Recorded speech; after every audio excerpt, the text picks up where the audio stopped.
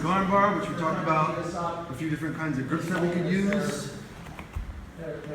All right, and then from the situation, she stacks heavy over my head. We can look out. Cut through and get the roll. Again, if I'm grabbing like. If she's kind of stacking but not leaning far over my head, I can't tuck under, but I can bump and rock. And take the armbar here. And if I reach too far over here,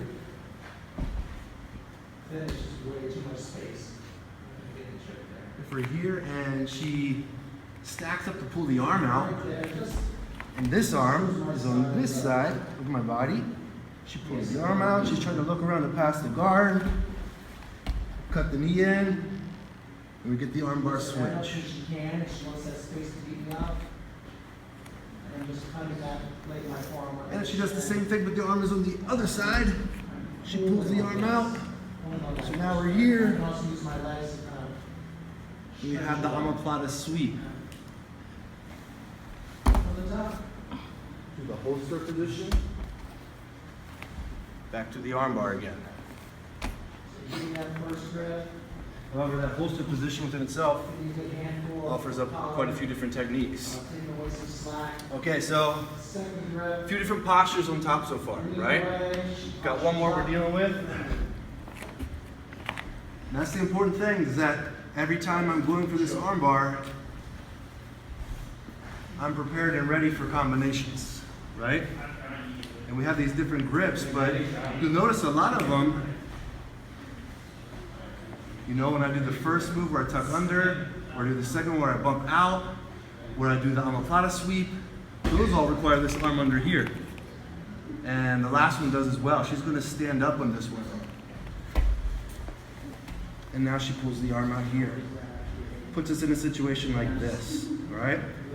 So maybe my arm wasn't under the leg, I could still just hook it at this point, okay? But there's a lot of benefit to having that arm under the leg. I'm trying to show that to you guys. So we're here. So now from here, I'm gonna let my hips float out. My foot hooks the hip as my knee dips between the legs. Like this. And now I need to keep my hips up. Notice how my hips stay up. I'm gonna look and come up on my shoulder. This hand can kind of act as a little base. That leg comes all the way through and weaves through the legs. All right, now I'm just pinching my knees. I'm on my side. I'm gonna pinch the knees tight, extend the hip. So we're switching off, we're trading the arm bar for the knee bar in that situation. So when I'm going for the arm bar, you might feel like, okay, I have a lot more leverage if I have two arms on the arm. But you also kind of see that I'm generally expecting them to defend. And so if I already have my arm under the leg, my combination options happen a little faster. So it's just a way to look at it. So if I'm doing this kind of arm bar, I'm expecting a defense. I'm really expecting to go for the arm bar and get it right away. In this situation, she stands up, but I'm ready, I'm prepared to trade off.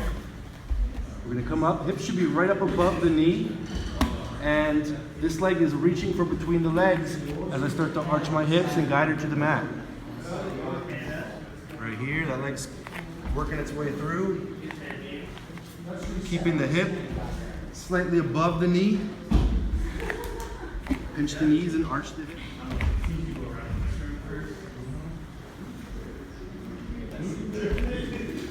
Now, a good key here is to fight the arm. Don't let her get it out very easily. And then two, you're gonna swiftly make this exchange as she's pulling the arm out, not necessarily afterwards. So we're here, she's fighting to pull, and bang, I go right into it. This hand can base or cup, but I need to get up on my shoulder. Feed the leg through, pinch the knees. Once again, just pinch and arch. So ideally, like, she's gonna be working to get that arm out. She gets it, whoosh, and I'm attacking the knee right away before she can defend the leg, right?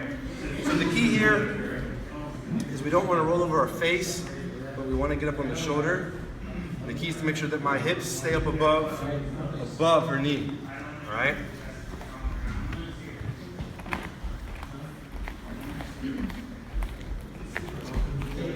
So here I gotta keep my hips up. Look how I'm using my legs to climb on the body, keep my hips up.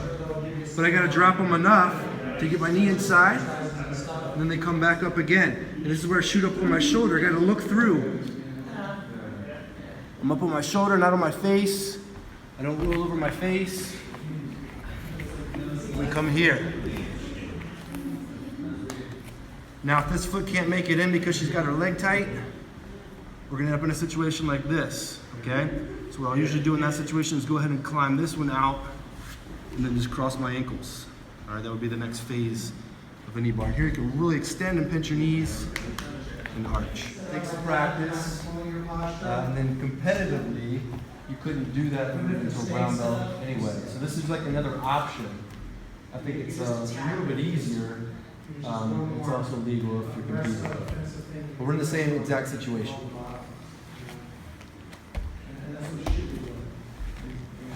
All right, so for the knee bar, my inside leg, my knee, has to hook in. For this one, it stays out. And I still come around, and I just basically roll over, all right? Now as I come here, I have the ankle, and I'm gonna buckle her knee. With my shoulder. Stand up. So it becomes just a sweep. So the mechanics are pretty similar, but I don't have to float my knee to the inside. So I can really use my legs to bridge my hips out, and then just pull my knees in. All right, now once I get here again, I'm pushing my shoulder into her knee as I have the ankle trapped. So just keep moving towards my partner, then I'll step up and come to my feet. I arch the hips. The easier this is going to be. I'm going to arch my hips, and then I'm just going to drop the knees.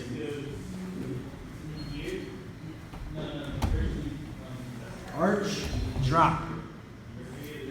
And then I just want to add the end in there all at the same time.